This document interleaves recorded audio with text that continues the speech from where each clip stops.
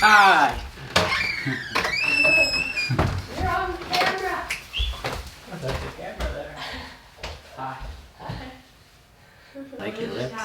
Thank you. Yeah, well, if you want, I'll lick you later. Okay, cool. Get some on your cheek. Yeah. Someone here? Someone else? Oh, I heard it. No one else. No, I don't think so. I'm gonna make an angel food cake. Oh my gosh. We're making angel food cake.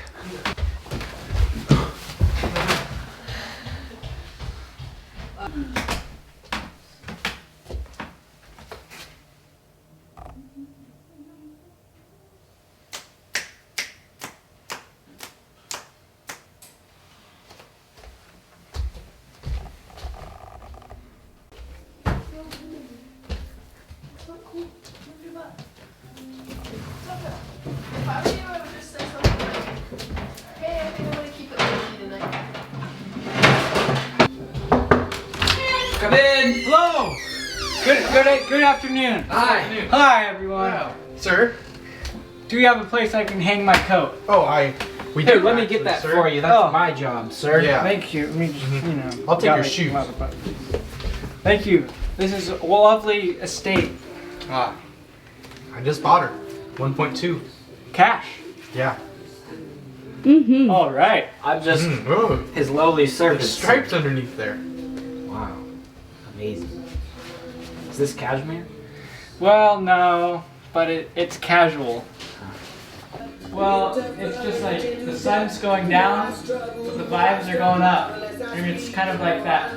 It's gonna just kind of do this, and once it does this, then it's gonna just kind of get out of control. Things might start shaking. Well, at some point we might even reach like equilibrium. Yeah, and just go like this. And then it'll start going like this. Yeah.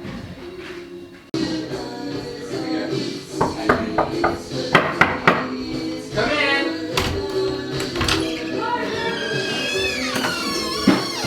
Zaka. Yeah, Zach. Sorry we're late, dude.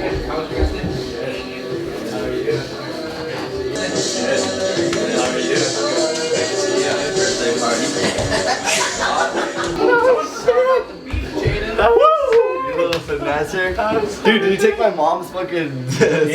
I do. I have your flip flops in my car. Oh, that's where they were. Where are my flip-flops? I was literally scratching my head about it. Oh my god. I like walked in, I'm like, God damn, you took my mom's slippers. Dude, I got in my truck and I'm just driving like, and I'm like literally so close to your house I could have just turned around and brought them back. But Hey! you were like, And I just looked down and I was like, oh, what's up? It's "What fine. way, man? How's it going? All right. I heard you broke your surfboard. Dude, it's done. We just sang a whole song about it. Yeah. Really? He's off. Hey, I'm your sister. Get this one out. And he like stuck it up and just hacked like this. No. Oh my god. And then it was an interview of the family totally not together. It was like Just a helicopter. So we can go over some Some rules? some guidelines. Mandatory. I think that talking during another person's story is fine if you're like responding, but you can't hijack a story. Like a circle. No hijacking stories. No. I think we can we can try a circle and see how it goes. No Well way. said. And Just start slowly past. Are we gonna do this? Swim flam with it. Is it Okay. recording? All right, everybody. So everybody, get really cozy for this one. okay, I got blankets. I don't know how many hours to Yeah, get. true. Can I have a blanket as well? Yay. Adrian's really messing up my. Smells My like mess it up Hey, more you too, can't dude. share a blanket That's with me? That's better. weird. Gosh, I need my own blanket. That's weird. Oh, wait, what? No, wait, someone else can have Can't this like one. Not share. personal. Here, I'll take it. Yes. No, that was not gonna. That was. Wait, Such, I want a fuzzy. Anyone want the comfy? Yeah, dude, that's the Watch move. out. Wait. Oh, what? Oh, Fire. no. This Yeah, is fire. Yeah. Okay, that one shouldn't be So there. is the indoor one. Oh, it's dripping. The chair is Oh, shoot. Waxed. Man. That's Really? okay. ready for a session. The chair's never. Wait, gonna no. get You should put Dude, the the chairs- candle on the lid. The chairs are more ready than You know. your board, man. That candle. Oh, it's okay. Okay. Oh, but come on. Yeah, I think it is.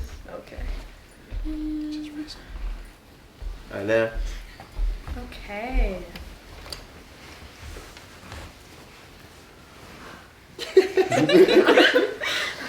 Yeah, dude. Okay, this story is called Nap Time. Oh. Alright. Yeah, now this one fully put me to sleep early. I shared it with Taj earlier. Oh, what? What? Spoilers. First I asked him if I should, and he said yeah, because he wanted it now. Are we going to bed for this? Yeah, I definitely am going to bed. Nap Okay. time. Alright, nap time. Get ready. Once upon a time, there was a bird, a giraffe, and a crying boy of about 5 years old.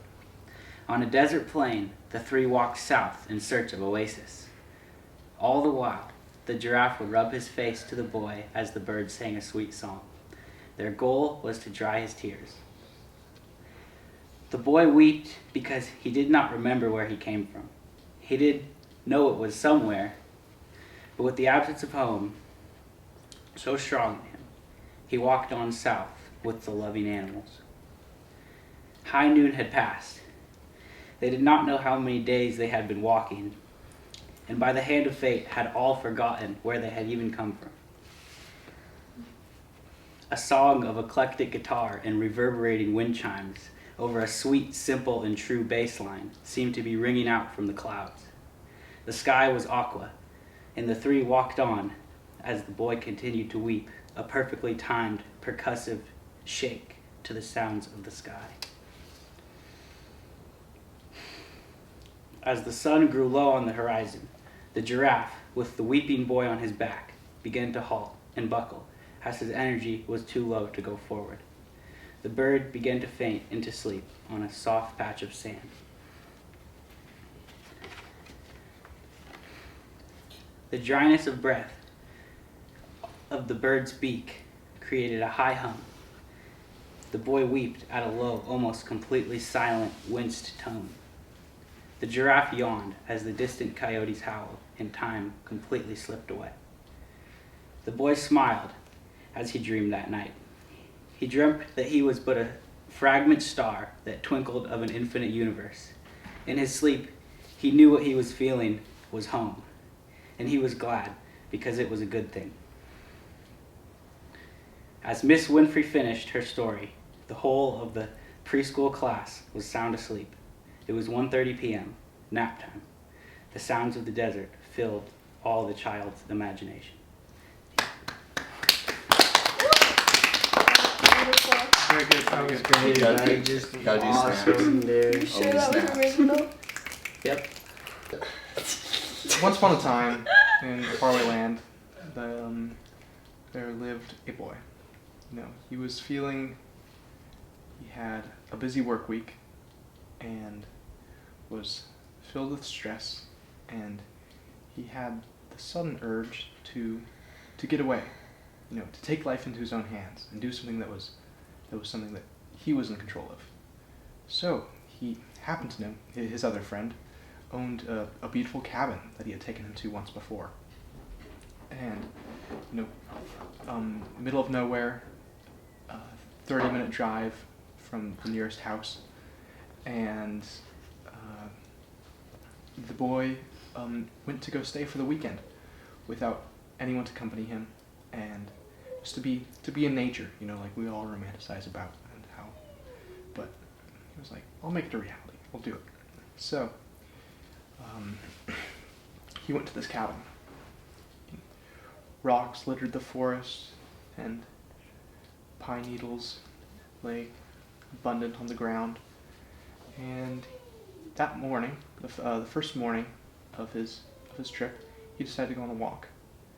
He went through the forest, and at each grove, he felt a sudden sensation, as if the grove was trying to communicate a certain emotion or lesson. All the trees seemed to be there for a specific reason, be positioned in a way that could have only meant one thing. So, after you know, riding the high of just feeling great, feeling alone, finding the bliss in isolation, he stumbled upon this last grove, but there was something a little bit different about it. In the middle was a giant tree, a eucalyptus tree, in the middle of an oak forest. It didn't make much sense. So the boy stared up at the tree, and at first was super happy. It was like, oh, what? As the boy looked up at the giant tree, he got a new sensation. This one wasn't of happiness, wasn't this bliss that he'd been feeling earlier. He got this sinking feeling in his gut that he was there for a reason, that there was some other, even though he had planned this trip for himself and planned this escape, there was a different reason that he was there, and something he couldn't have escaped. And as he looked at this tree, some force inexpressible in words overcame him, and he went into a deep sadness that everything that he had done had led to him being to this tree, and this tree was going to affect everything else he did in the rest of his life. And so that night he went to the cabin all alone and feeling pessimistic and feeling sad. And that night he had a peculiar dream. It happened to be full moon, and on the roof of the cabin, he woke from his sleep, and he was on the roof of the cabin. He looked up at the bright moon casting blue light across his hands, across the shillings on the cabin, and then he realized something. His hands weren't his own, and the fingernails that he knew so well were long and like talons, and his skin that he had, on his hands that he had washed so often, were a pale gray that was like lifeless and soapy. So suddenly, without being in control, he started walking on all fours close to the window overlooking his bed. There, he peeked in through the window, through his large eyes, and saw himself sleeping in the bed. Then he felt his sharp teeth salivating, saliva dripping down his face as he touched the glass, and with a sudden stir, the boy woke up in his bed, woken by the noise on the window. And he rushed up, looked outside, and didn't see anything. And then the next morning, he woke up and left.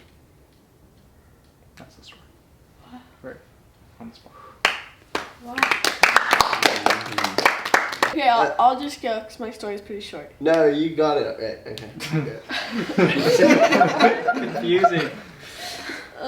So, I remember this one time, it was like, pretty hot out, and I didn't have shoes on, and I was with a couple people, some people I didn't really know at all, who I was just meeting for the first time, and then also some people who I knew pretty well, and we were walking up this crazy trail through the jungle, and then we arrived at this huge tree at the top of a hill, and you could not really see the ocean, but you could kind of hear it, and the next thing you know, we were climbing this tree, and then you were going through all these crazy roots and vines and ant nests and crazy stuff. And then you would get to the very top, and you'd be able to see the ocean overlooking the jungle, just crazy blue ocean. And then you would jump. And No. you would fly for a second because you were totally strapped in by this harness, and this crazy rope, and you would slowly be lowered down, and it was just so crazy. Yeah, that's my story. That's awesome. Dude, is that real? Yeah, it's so real. Actually? Yeah, you know, like But it's Andy's called- tours in Costa Rica? No, that's what they do? Yeah, it's so crazy. Holy You shit. jumped off the tree. Yeah, like, you know, what are they called? Like strangler These trees? stories are putting me to sleep. Yeah, me too. I don't Bungee? even know. I've Yeah, Too we need dark. some. Sounds like you guys gotta tell a story. Yeah, Keep Corey's awake. next. Tell a story. Oh, I got I some went stories. and Tell I'm us your calling story on of your Corey. kill. Yeah. Nobody wants to hear that. This, Corey, one- Corey, Corey, this one's Corey. off the tapes. Come on, tell us how you killed that wild animal. No, dude, Yeah, that's wild so boy. badass. What were the sounds? All I can tell you is I was butchering it, and there was this part that, like, you could tell there'd been injured. And so, like, I Old started to, like, clean around it, and I just didn't know what was going on. I, like, thought it might have been where I shot it, but then I was like, no, that looks like it's an old healed injury. I have no idea what's going on. There's an obvious puncture wound. And so I was cleaning through the meat, going in, getting the front shoulder off, right where there's a big bone. You're getting through the front shoulder, and then I hit something. What could it be? The bullet. Nate already told us this. It was 3 razor blades Oh my goodness. attached to an arrow that had already shot the pig that I had shot. And It then had it's a survivor. survived. And then that moment I realized that I had looked back to the time right before I shot it and realized that the pig had a limp before I shot it. And that was what made it have a Oh, limp. Wait, 3 razor blades on an arrow? Yeah, arrow. It's like an old school arrow too, right? No, it's a classic broadhead. Oh yeah, broadhead. Wait, so like, the arrow comes with, like that with It's razor a- blades, or was it a It's a, jerry hu- rig? it's a hunting tip. It's what you use. Yeah. Do the That razors sounds come cool. off like once the punctures or? Some do, some don't. This one was So not. did it This like one was a break fixed, off? fixed blade. Mhm. Had Alright. broken off in the shoulder. Yeah, Nate showed me the photo of it. Yeah. Yeah, I he have, said it was gory. I have the arrowhead. So no. Dude, that's freaking crazy. Fuck yeah, dude, that's so legendary. That's like pretty Yeah, badass. Pig survives one thing, human takes out pig. Dude, It's like just like the cycle of life. so right there. sick. That's how life's Now the supposed pigs to are be. gonna be coming for you, Corey. You better watch out, dude. You should have seen the other one. That one was the small one. The other one was an absolute unit. Oh my god. I was scared of it. No, pigs are no joke. It was like 30 feet from me, and it was like, I was like, that thing is bigger than I Would am. like grunt at you all night. All I know is I was really hoping they ran the other way once I took the shot. Oh yeah. Freshwater a couple You weeks guys ago. want to hear about barrels? How about your first barrel? First barrel. All right, this is a good one. So, dude, it's like, I think. Let me think what my first barrel was. So many. I have a good story. I have a good Nah, story. nah, for my you're first- fine. I got it. I got it. You're I'm here. fired. Come on. So man. it's like so early in the morning in like Nicaragua. We're waking up, dude. It's like so early. I'm like micro grom. And it's like go out. It's like pumping shore break. We gotta get out to the boat, like paddling out, and then I was just getting worked. All the gear, I was just like over it. But then we got out to the boat, and then we go like sick boat trip, cruising like Nicaragua was just so sick. And then like this wave, we show up, and it's just like perfect little like just fun small wave. I was just like grom, super stoked. Then like we paddled out and got some good ones, and then like there were these people on the beach like working or something, and then I got this one. I remember I got like a little cover up, like probably wasn't a barrel, but I was just thought it was. And then I looked to the beach and all the workers, they were like all fired up, and then I was like, just got stoked, and then went back to the boat, and then we like caught hellfish and stuff. Came back in, cooked up the fish. It's killer. First barrel, probably. I mean, I probably got barrels before that, but like first barrel, that like it was super sick. I know don't remember. Taj's first barrel. It was before that for sure. Yeah, Grand Beach probably. No. Costa Rica under the table. Oh, dude, yeah. We used to get so shacked. Oh my god, every day. Just Costa His Rica, house just- in Costa Rica had a thing around it that we'd skate around, and there was this one table. We would just get concrete shacked shelf. all day. Yeah. Concrete shells. It was sick. No, but in Nicaragua, I forget. Manzanillo. That's the wave. Inside wave, just beach break. So fun. But, You yeah. had a story, right? Dude, just No, come she's up got one. Yeah. You could improv all the way. Yeah, come on. I improv. Could you tell?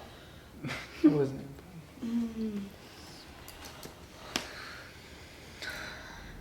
Anyone else? We could call it quits. Adrian, dude, come on. Spencer. Adrian, you going? Adrian, Spencer. I probably have a story. I think Adrian Spencer should have a 2-person story where they work off each other. Yeah. Whoa. We should just like do like real stories and then now like crazy outlandish stories. Okay. Well, yeah. It's crazy. But you gotta do a real story first. Yeah, this is real. It's crazy because it happened 300 years ago today. No, I don't understand what you're going with. 300 years ago today. That was the year. Freaking. Like 1722 or something. 17. Alright. And there was a guy named Steve. Okay, that's a pretty futuristic name, but Dude, Futuristic, he's talking about the past. dude, it was yeah, Exactly. Like No, there's he's saying tons that of it's stuff. I know. No, For the Steve past, is an it was a old-fashioned modern name. name. Are you serious? Is 300 this years? fiction? Let's not like. This is real. Steven, maybe? I was told this story when I was like 3. I always remembered it. Okay, go on. 300 years ago today. This is April or May 1st. Yeah, May Day. That's right. 300 years ago. Steve it's sets May out Day. on his boat. He actually lives in Trinity, like Willow Creek, Mhm. and he's lived there his whole life. Yeah, no, Trinity River used to be huge. And he goes out on his boat, and his boat is a small, 6-foot craft by maybe like 30 inches wide. It's kind of like a surfboard, but it's got like kind of edges so you don't fall out, or like your backpack of PB&J's doesn't fall out. Yeah. And Hey, Steve PB&J's sets out. back then? He's Can't be actually bad. Steve is like thinking, okay, so I've lived in Willow Creek my whole life. It's time to get out in the world and try new things. So at first, this is his first time in the river. He's all, I'm gonna go upriver, and he's got one paddle in his boat, and that does not work. So he goes back to his beach, and he rethinks everything. He's like, okay, maybe I should go like downriver. And so he does. He gets in his boat, all his food in his bag. He sets on his adventure. He goes 7 hours straight till sunset. He stops at a beach, and the first beach he stops at, he actually meets Bigfoot. No. Yeah, Really? Bigfoot. And he has a campfire with Bigfoot in Willow Creek, and Bigfoot tells him a little bit about the river geography. He says, make sure you take the North Fork when you're downstream 2 more miles. If you have South Fork, you'll go straight waterfall. And then Okay. they fall asleep around the campfire, and he wakes up and Bigfoot's gone. He doesn't even remember if it's a dream or not. It might have been, but he just knows not to take the South Fork. So he starts his day early morning. He's got plenty of food left, and he's continue boating on a 6-foot by 30-inch wide raft. Little canoe. Made it out of a cool little tree. Yeah, definitely made out of a cool little tree. Good input. So Steve sets out, and he's all, 1.8 miles in. Oh, is that a fork? And sure enough, it is. And Steve doesn't know north or south. He's all, okay, like I gotta make sure not to take the South Fork. Which one's the South Fork? And so he just goes with whatever one he feels. Luckily, he goes with the North Fork, though he didn't know it was the North Fork, but it was. So he avoids the waterfall. It's almost sunset on the second day, and so he pulls off to a beach. And he's just alone this time, But then as he's laying his head down on his pillow, he sees just in the sunset, glimmering in the moss. And he's all, wow, like, what is that? That's cool. And so he starts, kind of going, rubbing the moss, and this shiny stuff's popping everywhere. It's like glitter. And he's all, wow, like, I'm gonna just collect hella, like a bunch of this. He says, like, this is the one quote. I'm gonna collect hella of this. Hella. Yeah. That's like, it. Steve. That's how I talked 300 years ago. And No, fool. Mayday, or this is actually now like just Makes one day sense. shy of 3 years ago because it's the second day. It's like the last day of April, 300 years ago. And so now Steve, he like grabs he had this sandwich bag that he ate the sandwich in the morning. He just fills that thing with that glitter. It's actually gold. And so he has no idea too. He's like, wow, like this small bag is really heavy. Like, this is some crazy stuff. He gets it off the moss. So he goes to bed. He wakes up, gets all his stuff. His bag of gold is gone. He's all, God, like, oh well, I guess like it fell or like it rolled into the river or something. So he just gets up, starts his day, goes another 8 hours of boating. He's going pretty far from the old Willow Creek. He finds another beach on his third night. He gets visited by Bigfoot again around the campfire. And Bigfoot tells him, don't harvest the gold. And he says, what's gold? Like, that was gold? Why not? Why can't I harvest it? It seems awesome. And Bigfoot tells him, you're going to regret it. Don't harvest the gold. And so Steve's all, okay, I don't think I'm going to harvest the gold anymore. He falls asleep, Bigfoot's gone, wakes up in the morning, 4th day, sets out. 7-8 more hour day of boating downstream. Instead of going on a beach this time in sunset, he finds a little trail. So he just throws his boat on the beach, grabs his snack, goes up the trail, and finds a town. In the town, he sees just all these nice people doing their thing, and he's all, wow, like, a new town. How cool, maybe I'll live here. But he ends up not liking it as much as maybe something in his imagination. Like a Willow Creek, but like in a new biome. He's thinking like, wow, like what if there's like a crazy like beach out there, like with a giant river that goes on forever, and that he thinks about the ocean, but he doesn't know what the ocean is. But he somehow has this intuition of the ocean. Like a fish. Yeah, Yeah. kind of like a fish. Totally. So Steve goes back to his boat, and after his little time in the town, he realizes